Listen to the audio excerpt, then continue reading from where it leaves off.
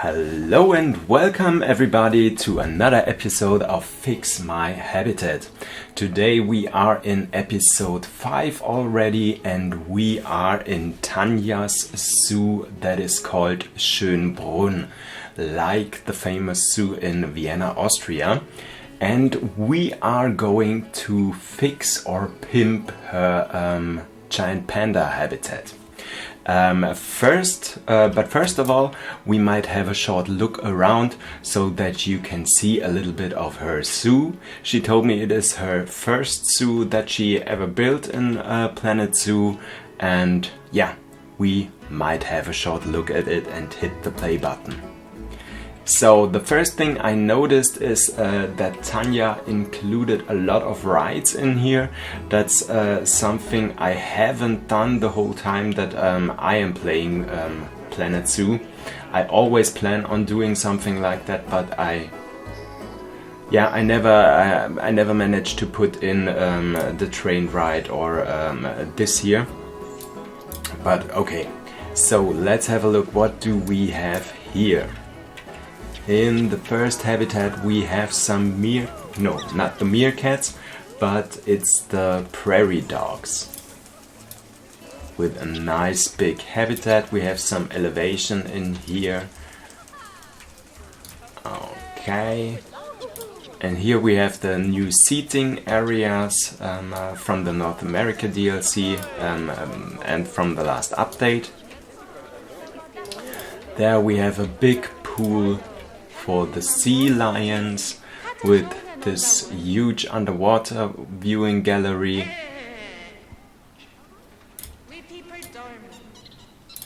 Okay, and there's something I already want to do in here. That's something I did in my first build as well. We choose the water, we have clean water here, but we change the color a little bit. We make it a little bit more transparent so that the viewers can see the sea lions better. Okay, so here we are.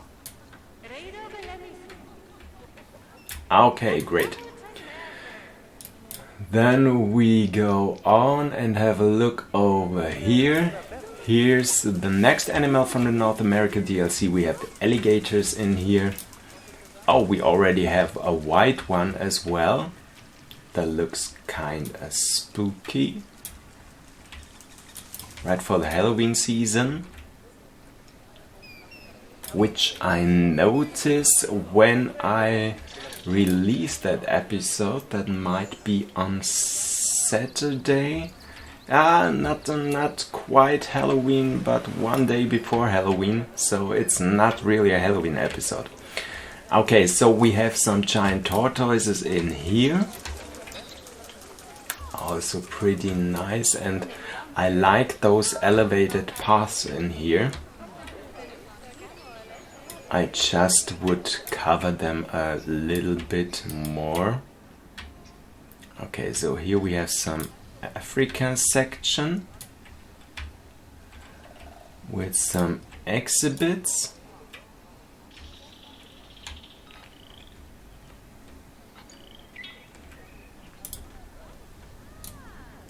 Okay, here's the backstage area. I feel a little lost in here, but no matter, we will reach our goal. I'm pretty sure we will. Okay.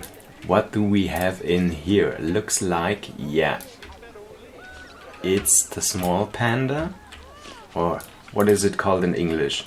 Little panda? No, it's the red panda, yeah. Okay. Over here we have the Macaque Exhibit. And if there's the Macaque Exhibit, we might be very close. Yeah, I think here we are. This is gonna be our playground for this episode. I was thinking about if I really should do this habitat.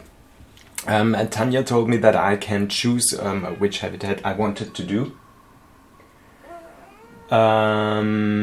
Yeah, but I was not quite sure if I should do the panda habitat. Yeah, because Tanja asked me to not change the waterfall she was building. I was not sure if I would be able to not change it. But in the end I thought, okay, challenge accepted. I will not change her waterfall because she's very proud of it and it really looks really nice. I will build the habitat around it or include the waterfall in the habitat build. So, but everything else I'm afraid has to go. Said and done, there's nothing left anymore. Okay, so there's nothing left is not it's not the truth. There's still the waterfall left. Yeah, first of all, like I say in almost every episode that I'm doing here in Planet Zoo, is we're making the terrain building so that we don't have any problems with the pathing and with the barriers afterwards. So we're building the terrain at first, which was not that easy because we had this Panda is missing underneath the dirt. Okay, because we had this limited space here in this area of the zoo. Yeah, because we also were at the edge of the map. So I didn't have room to go further towards the visitors path. I didn't have room to go further into the next habitat, which were the orangutans. And I also wanted to build some kind of an additional visitors area on the backside of the habitat, so the visitors can look into the shelter of the pandas. So as I said, it was not that easy, and I built a little bit out of my comfort zone because usually I build mountains as a background of an habitat and not in the middle of it. So this was a little challenging for me, but I think I managed to make it look some kind of good. Yeah, so as I said, terrain work at first, and then painting the terrain and putting down rocks and so on. That's what you will see now. I want to address something really quick, because in the last 2 episodes I often get some comments on YouTube or on Facebook as well, where people say, this isn't a fix what you have done. This you just deleted everything and then built it from scratch and made it your own, or made it something completely new. Well, it's okay if you think and that's the way, but I can remember in the first 3 episodes I didn't delete the shelters for the animals. I almost kept the shape of every habitat that I was working in. I just improved the shelters, and all that I was deleting in the end was environment. So it was like I was deleting the foliage, the rocks, the animal enrichment items, and the barriers, which most of the time weren't custom made. So I don't see that I completely made something new out of it, but yeah. And that's something I do here as well. I deleted all the foliage, I deleted all the rocks. I just let the waterfall be as it was. I just added some things to it, and there was no building in there. There was just a natural shelter, which I deleted as well, and created a new natural shelter. So I don't see the point where I was deleting everything that was there and make it completely something new. I always try to keep what I can keep and improve it. Yeah, that's what I do and what I try to do, and I also try to do to keep the spirit the zoo is built in, like I did with Rebecca's build, where she told me this should be a city zoo, so there should be a city zoo vibe to the habitat. Like I did with Lars with the moose habitat, that should be very natural, like the rest of his zoo was. I also kept his viewing gallery, I just made it a little bit bigger. And with the first build from Mariah, yeah, I kept the shelter for the animals. I also kept her viewing gallery in some kind of form. I just improved it a little bit, and yeah, so that's it.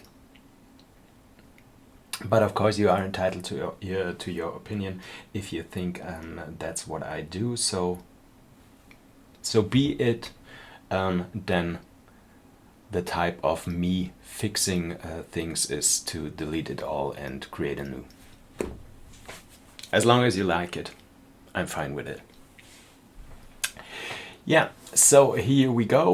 We have the natural shelter around here, some cave.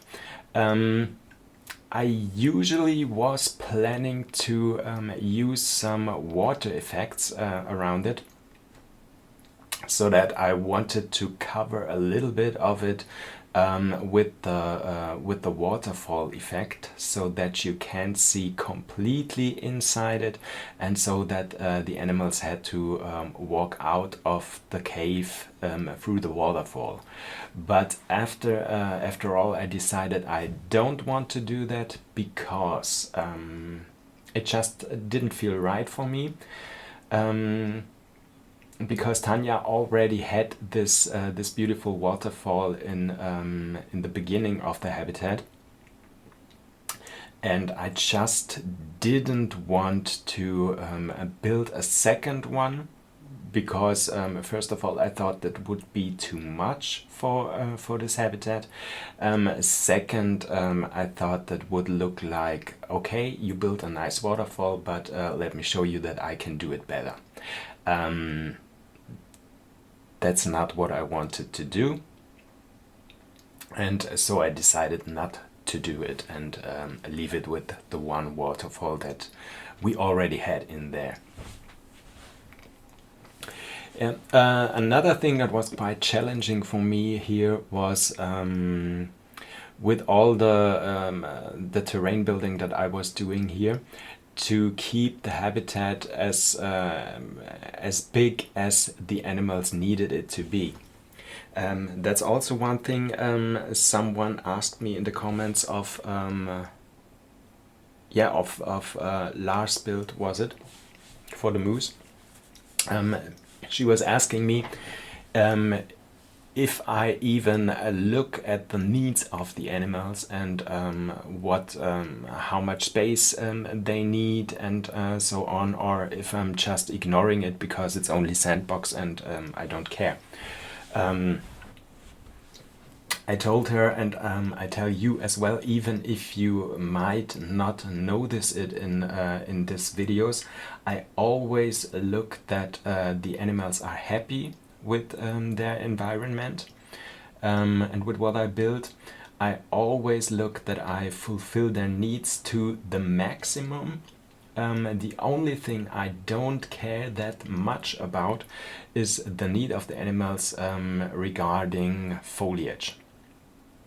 So I'm not always using the right kind of foliage.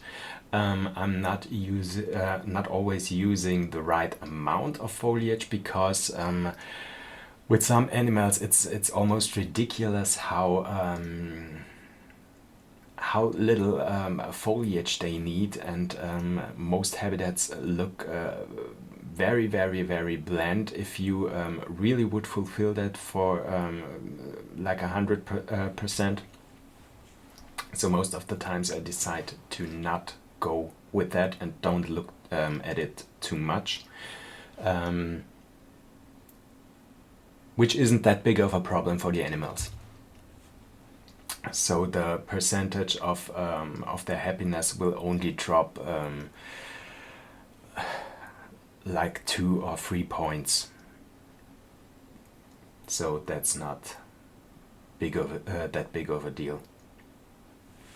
So here I'm building some custom fence as well, like I always do, or in most episodes I do.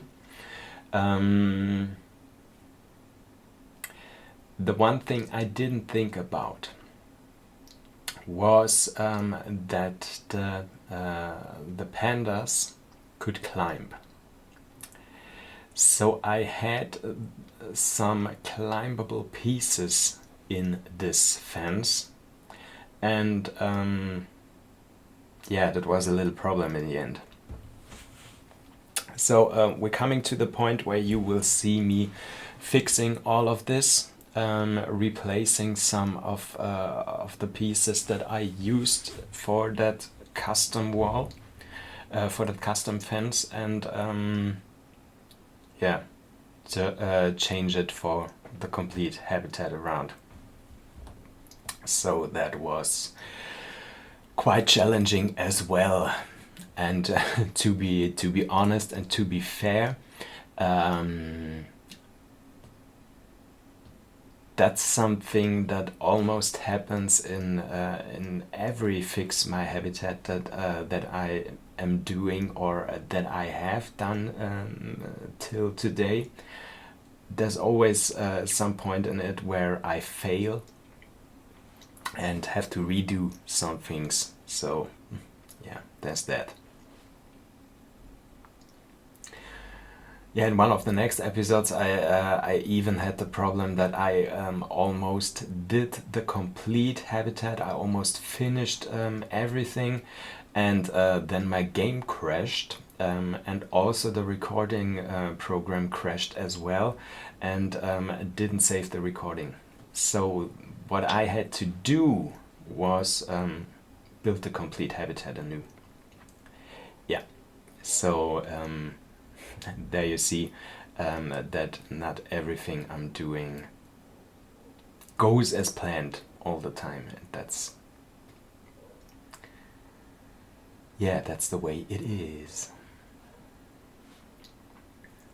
Yeah, so you can see already the vibe that I'm going for here. It's very strong Asian themed.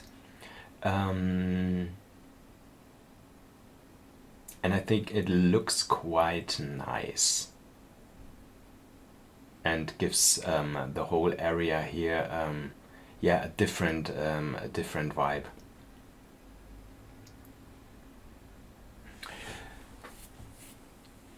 And the current sandbox zoo I'm building in is in a North American theme, so I'm trying to keep the whole zoo like this North American themed. So I enjoy it pretty much when I can do something different and go for this highly Asian themed area here.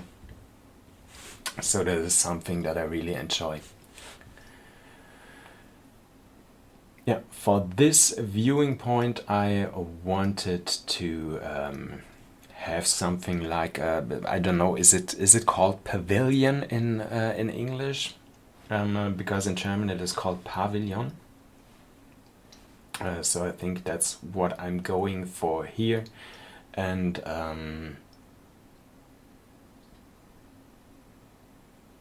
yeah, I'm using the circle movement to make it like if you would want to build a dome in your zoo, then you do the same thing, just move it around and get some circle shaped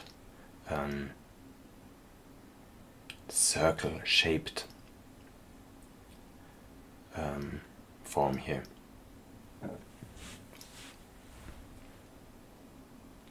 Yeah, I had to fix that a little bit, that the entrance was not that small. It was some kind of yeah, little work to make that work and make it look okay.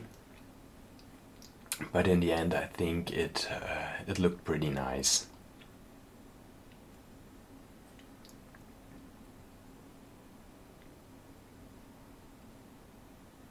Yeah. Also, we had this one-sided glass on the other side, so that the visitors won't disturb or stress the animals too much. The one thing with those custom fences is always the thing that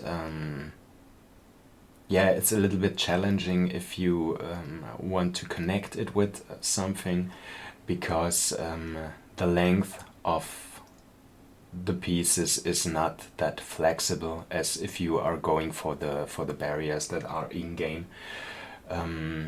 So you always have to improvise a little bit, like you see here.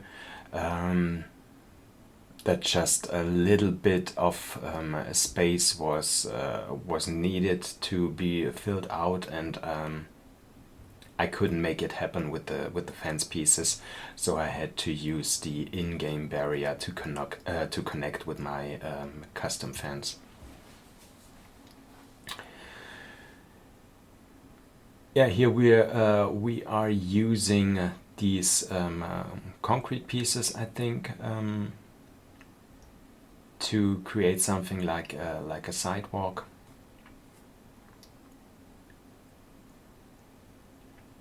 And I wanted to cover the backside of it a little bit, so that you won't see this huge wall on the right side. So obviously, so I took the mulch pieces, and then I put in some foliage like bamboo, because that would fit the area perfectly, and that would also be okay if it sticks through the wall a little bit, and get into the habitat of the orangutans on the right hand side.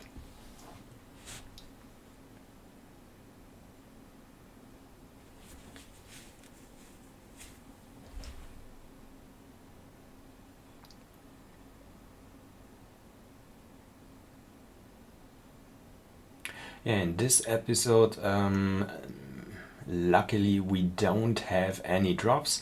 The zoo is a little on the bigger side as well, but not as big as the last zoo we built in Linz Phantom Zoo.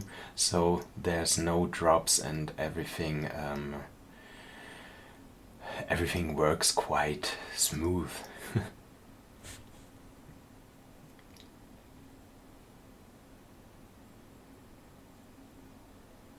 Yeah, and I have to say, performance-wise, Planet Zoo is not that bad, to be fair. I complained a little bit in the last episode, because, yeah, it was getting on my nerves that always these FPS drops happened, and yeah, that was quite annoying. But in the end, to be fair, even bigger zoos run quite smooth in that game if you don't go for that much detail. So yeah, that's that. Here I was building the roof for our little pavilion, and yeah, also a little of these support beams. The thing I wanted to do, that you will see right in a minute or so, is I wanted to put it a little bit different inside here and turn it a little bit around. But as you can see, we are already at the end of the map. It was not possible, so I had to go with this linear shape, and I was not that happy with it. But in the end, I thought, okay, that it works, and that's all that matters. And in the end, it is exactly what I wanted to have. I wanted to have this this viewing area, this cozy little pavilion here in the edge of that habitat, where you can look into the habitat itself and into the shelter of the giant pandas. So I was quite happy with that. Yeah, here I was thinking about putting some roof down there to make it look a little more cozy, but in the end I didn't go for that. I thought that might not fit in here.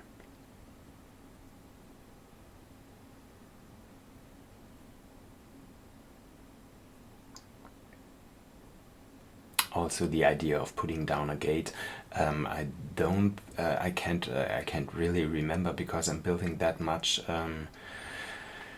these last few days, so I can't remember if I was going for that gate, but I think I did not. I think I left it that way it was. Yeah, so we're going for that fence at this side as well.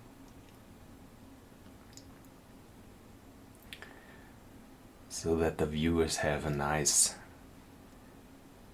viewing gallery here as well.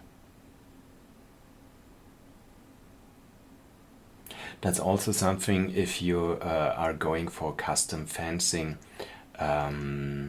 you might wanna keep it for the optics one way, so you don't want to put down too many different fences, at least for one habitat. Don't do that, because that would look weird. Just go for the same all around it. You can change it a little bit for the spaces where people don't look into the habitat, like I used this Gabion wall here. But in the end, try to keep it clean and simple. Yeah, so finished with the barriers. Still a lot of work to do, because we have so much to do with the foliage, and also with the traversable area for the pandas, because as I told you minutes ago, it was a little bit of a challenge to make to give them that space in the habitat that they were needing.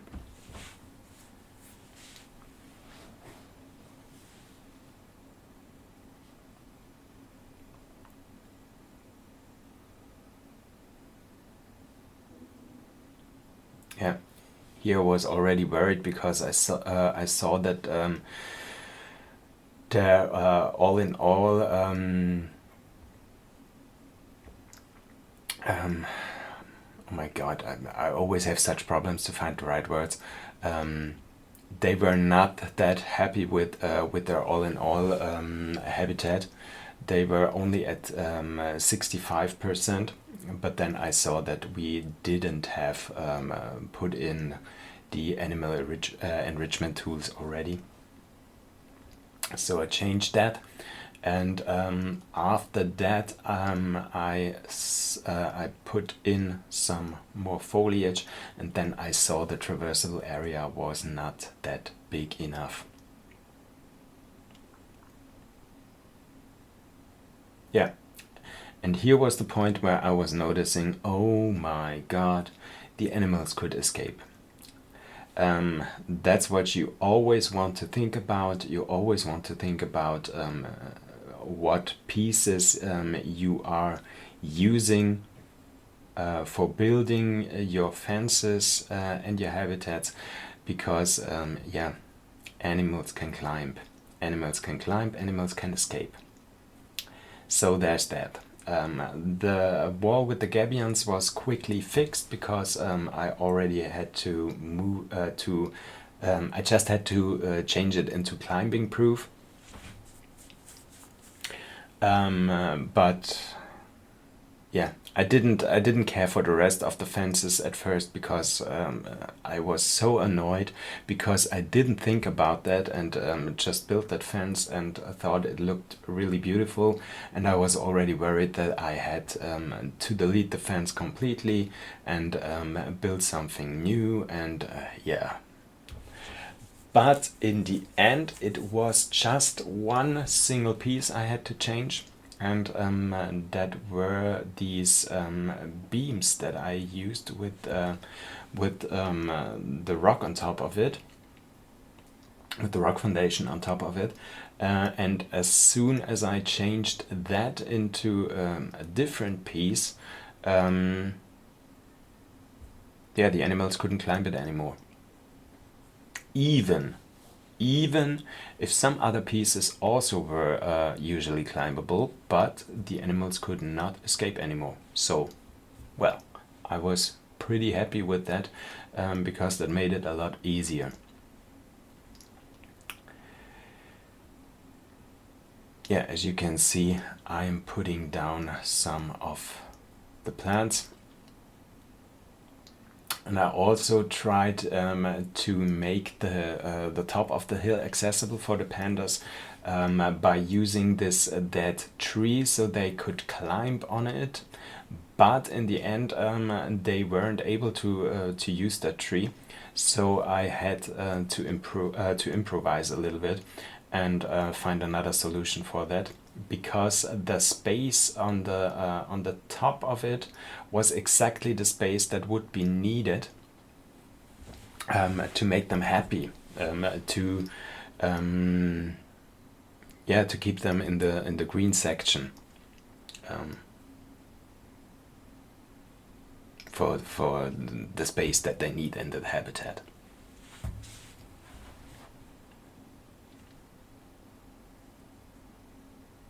Yeah. So you see, they still can't climb on top of it. So I tried to put down some more rocks and make it look like a little staircase, and it also was not enough yet. I just lowered it down a little bit, made it a little bit bigger for the bears, that they actually can walk over there. And as you can see, once again, it didn't work. It was not possible for the pandas to reach that spot. So I decided to put down some climbing pieces to give them this platform where they climb onto, and from there they can walk on onto the top of the hill. And as you can see now, yeah. So come on, yeah. As you can see now, it works. They can reach the top of the hill, and everything's okay for them. So here we are trying to change the fencing. First of all, I was thinking, oh my god, what should I do? What should I delete? What kind of pieces should I use? And then I thought, okay, let's be clever and just put some of the meshed fence on top of it, so that they might be able to climb onto but not be able to climb over. But as you can see, this didn't work out. So yeah, unfortunately I had to think about a different solution. Then I was thinking, maybe if I put down a little bit of a kind of a mesh fence inside the habitat, so that I have something of a second fence inside that will keep the animals from the fence on the visitor side. So I tried to do this and go for the plaster post, and put that mesh fence on top of it, and just put that down inside of the habitat. I thought that might not look too bad, and the visitors actually might not be able to see it from the windows. But yeah, you could see it, and also, as you can see now, it didn't work.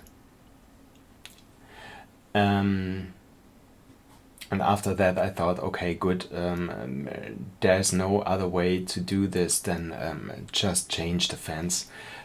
Even if it was sad, because I really liked those beams that I used, and I didn't want to change it. But in the end, I chose to use the plaster beams and put them down here because they were recolorable as well. The only thing that I didn't have was this stone platform on top of it, and I thought, okay, that's something I can live with. And as you can see, by changing this, everything worked. So that was the easiest way to go. And the way that didn't make that big of a difference when it comes to optics. So I thought this is something we can and we should do.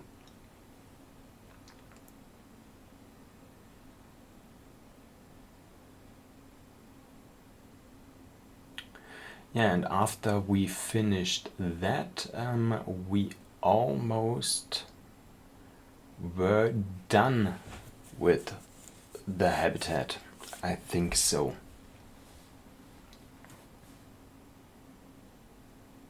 Yeah, and as you can see, once again, it took me a little more time that I usually plan for doing this, because I usually plan to make my episodes not longer than some 30 minutes or something like that. 1 minute more or less is not that big of a problem, but I try not going any longer, because it might be boring after some time to see me put down the same stuff and not coming to an end.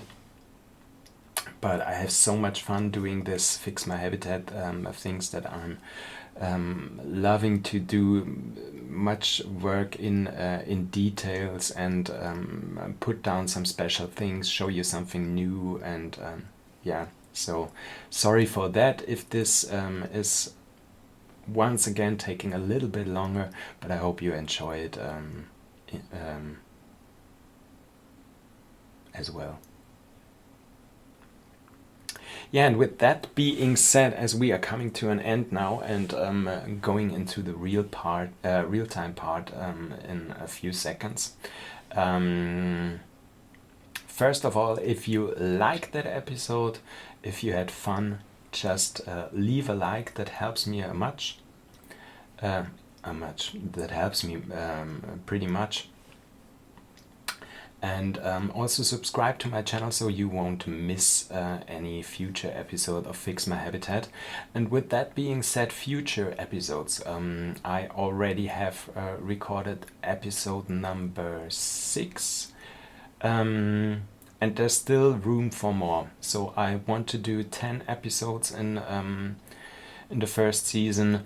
So if you want to participate, I still have 4 rooms left. So send in your suit to michael.bakeplay@gmail.com, or leave me a comment and I will tell you what to do.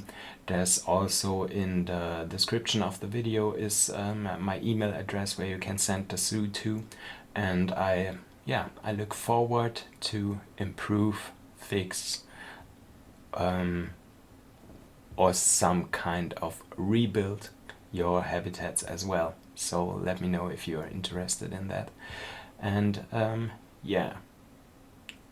that might be it for this episode. In the next episode, I will give you some little spoilers. In the next episode, we are going to fix a big habitat for the saltwater crocodiles in another zoo.